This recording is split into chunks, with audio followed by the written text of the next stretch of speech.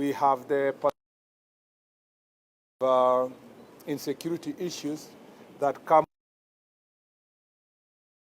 in the lake, and also our relationship with our neighbors in Uganda particularly. This is not just a Kisumu problem, it's a problem affecting all our fishermen in Busia, Siaya, Kisumu, Homa Bay, up to Migori. As a county and regional security team, we have agreed that the presence of our security officers in the lake must be enhanced, and that presence is not just about numbers, but also about equipment. Thankfully, His Excellency the President, in the modernization program for security sector, has set aside resources that will ensure that we have more boats and other important equipment that will help our officers to man the border in the lake and to work in joint collaboration with our neighbors in Uganda and Tanzania. Let me just say this, that we have a joint cooperation agreement with the Uganda government, or Uganda as a country. Recently, President Museveni was here for a review of that joint cooperation agreement, and there are issues that were agreed on, particularly when it comes to fishing resources. We all know that fish migrate from one part of the lake to the other. And most cases, the fish is, breeding happens in Kenyan side, and then the fish grow on the other side of Uganda. So that is why it necessitated a joint working arrangement between the Kenyan authorities and the Ugandan authorities, so that we can manage that ecosystem in a manner that is, because you can't give fish passport, you can't tag them, and you can't call them my fish. So it's important to have a way of working. It is the opposite of Lake Turkana. In Lake Turkana, the fish is, breeding happens in the Ethiopian side, and the fish moves towards Kenya, and then you have so many fishermen from the Ethiopian side coming to part of Kenya. Again, that area, we must replicate it in the Turkana, Lake Turkana. So as part of our Jukwaa la Usalama engagement, one of the issues that we are flagging out nationally is how to manage and enhance our presence in our lakes. And the Coast Guard must be strengthened, and we must strengthen our border patrol unit to make sure that we have a proper presence and proper regulation.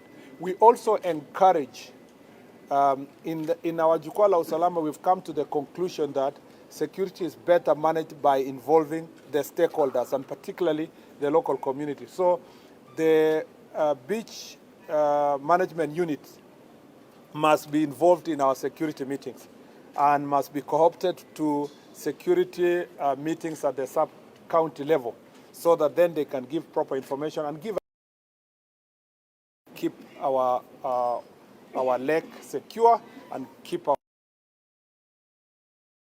also enhance our diplomatic relationship with our neighboring countries to managing our lake. In fact, the county and regional security team have proposed that we might need a liaison officer from Uganda side who will only handle matters of fishing and use of the lake, and it might be necessary to have a liaison officer operating from this side of Kenya, and we have a Kenyan officer operating in the side of Uganda. That way we will be able to thrash out these issues in a very peaceful manner and enhance the cooperation we have within East Africa community. This is very important, and in our report, we are going to take this seriously. We'll do follow-up. We will also, I have told the regional security and the county security team to quantify the exact numbers and the exact points where we need presence of our security, instruct the officers for them, and provide the boats that are enough for them to carry out their responsibilities. That is issue number one, and which is extremely important. Issue number two is we have a persistent problem, and as I've said, and it's important. We'll also have media engagement in the evening, and I hope that we can. This is the headquarters of the region. And in this region and western region, we have one unique challenge, the question of goons and gangs, and particularly the criminal activities that are perpetrated by gangs and goons, and taking control of our communities, including in our rural areas. Let me say this, that as a security team and as the government of Kenya, the National Police Service cannot abdicate its responsibility to civilians. It's the duty of the National Police Service to provide security. And therefore, we have requested our leaders to work with us to make sure that civilians do their civilian work and the security issues are done by security officers. All those criminal activities that are being undertaken in groups in the name of gangs, whether you're calling yourselves 42 Brothers, China Squad, Mbogi, all those groups, we have to be very honest to ourselves. This is government, civilized government of Kenya. All young people who are struggling with unemployment, we must find other ways of engaging them, not to carry crude weapons like knives, machetes, among others. We must ensure that all of us are submitting to the authority under the Constitution, under the National Police Service, to make sure that it keeps our country safe. I think that it is in the interest of any person who is in leadership in this region, it's the interest of the chiefs and assistant chiefs that we are going to engage, that this region becomes a place where democracy flourishes. No one will use force to force or goons to force somebody to say or believe on certain ideas of another person. And also, we cannot do legalize criminal activities by using goons. That way, if we all, and this is not a problem that just happened, it's a persistent problem that has been here for a long period of time. I must tell you that part of the directions we are going to take, because it's not only Western and Nyanza, we have a problem in Nairobi metropolitan area. So the areas covering Kiambu, Murang'a, Machakos, parts of Kajiado, all these issues must be dealt with wholesomely. We also have a bit of problem in Mombasa, but it's not as exaggerated as such. And we have a problem in Isiolo, and particularly Isiolo town.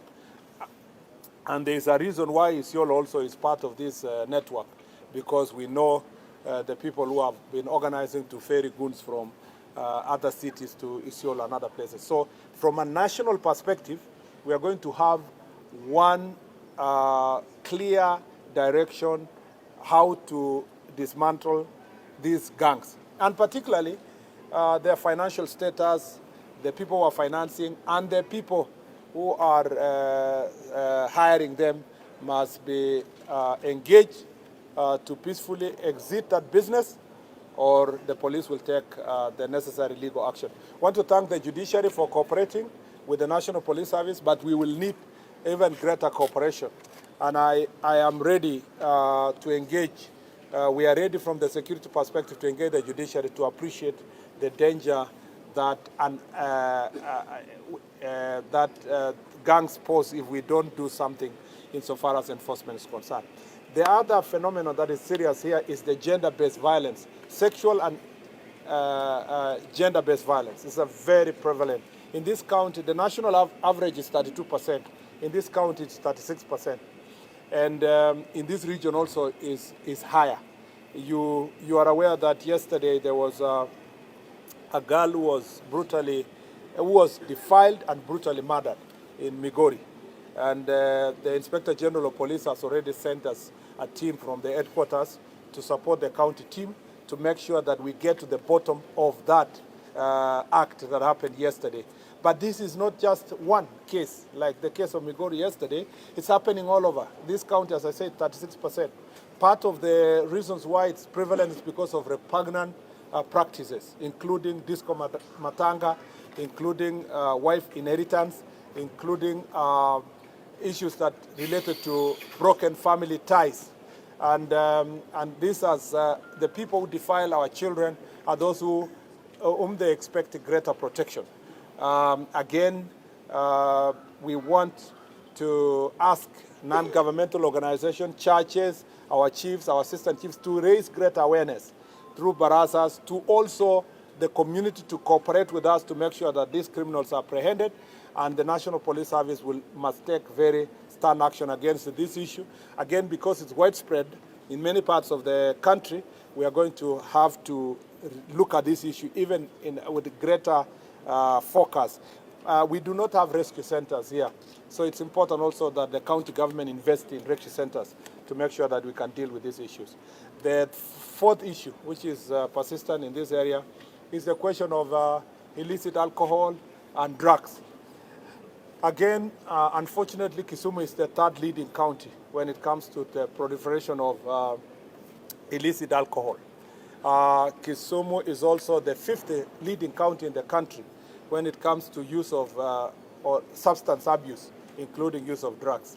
That is because it's a city, but also it's neighboring border place, and it is the biggest city in the region. So, and then because of the sugar industry, some of the adulterated ethanol also is distributed here in this county. Again, we had agreed with the National Police Service that there must be special operations in the whole region when we were in Kakamega, and this will be extended to Kisumu and this region to make sure that we target the perpetrators. It's also clear from intelligence report that the persons who are dealing with this alcohol not only operate from here, they have a link with Nairobi, especially in Kibera. They have a link also with what's happening in Vihiga and Kakamega. And there are particular persons who have been being trailed, and I'm sure that the enforcement will lead to very good results. So we have many other issues. We have land issues. Land issues are causing a lot of friction in the family. There is a lot of corruption in the lands ministry, and that is also perpetuating this issue of fights among communities, families. And we are going to engage the Minister of Lands to make sure that transparency is the norm within the lands ministry, and that they can follow the law in terms of land registration, among others. These are the smaller issues are also being dealt with, and I think mining is not a big problem here, but also there's a border issues between here and Kericho and Nandi, and that's being handled, and I've told the Ngao people to accelerate the process. There are some administrative units at the border that needs to be aligned so that then the chiefs on both sides can have better conversation to solve these issues amicably. I think I have summarized the issues here, and therefore I'd like to take about three questions.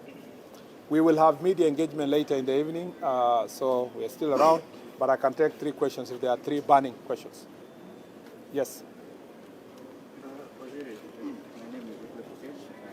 for KBC. The public transport sector, especially the border sector, the organization is very critical to the security affairs, and we've always mentioned that they have plans to include the association officials in sub-county security committees. But how far and how can we have, when are we likely to see to have this effect? That's a good question, and I also forgot to say that in the brief. We had a long discussion about the use of some of the border operators by criminal gangs to carry out their criminal activities. And what's important is to have clarity in regulating them with their uniform, self-regulation, areas of operation. But also it's important for the county government to take charge of its responsibility as in providing transport here. And the National Police Service can help them where there is goons or gangs are taking over bus stages and other places, but they must be able to organize this very important mode of transport. Again, I have said that once they are organized and they have a leadership, they should be incorporated in the discussions of the sub-county security team, and that is ongoing. That will be an ongoing issue. From the time we have announced now in the next sub-county security meetings, they will be invited. And in some counties, that has been the case, and it has helped a great deal in dealing with security challenges. I am sure also in this county that has been the case, but we need to enhance it. We need also to help them. Some of the border operators are really crying that they are being harassed by some goons and gangs. And so they also need protection, and we need to make sure that all this market, this business is well protected. Yes. My name is Rashki Williams from Daily News. Two questions. There's a change in the way recruitment is being done. It's going to be done digitally. And let's expand on that. And if it will help in preventing the corruption and solving the problem. The second question is we are having the by-elections on Northern 27. And of course, you talked about political rules having been a very big issue. How ready is the National Police Service or the police deal with the political campaigns during this particular period? On the question of guidelines for recruitment, the National Police Service Commission is now currently in a meeting, and they will give us clarity of directions. I do not want to preempt the discussions. Of course, I have been briefed, and eventually we will have, we want no bribery. The recruitment to National Police Service doesn't go to the highest bidder. That is our plan. Corruption is one area. As you know, we have been accused in the National Police Service to be very corrupt. And in this Jukwaa Usalama, part of our discussion is how can we get rid of corruption in our midst. And part of that is also in our recruitment. We want to make sure that from the word go, the deserving persons are recruited to National Police Service, not those who have bought their way. So that is ongoing. On the question of by-elections, that we will, the Independent Electoral Boundaries Commission require the campaign, the aspirants to provide their campaign schedule. And that is not just for the sake of it. It's usually so that we can provide the necessary security support.